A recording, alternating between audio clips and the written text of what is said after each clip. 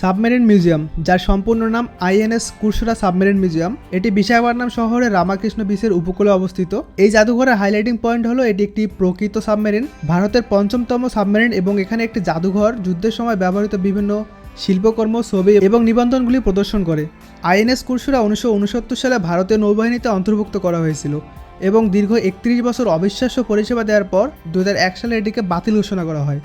পরবর্তীতে এটিকে জাদুঘরে পরিণত করার সিদ্ধান্ত নেওয়া হয় এবং এটি ভারতের একমাত্র সাবমেরিন মিউজিয়াম হিসেবে পরিচিত।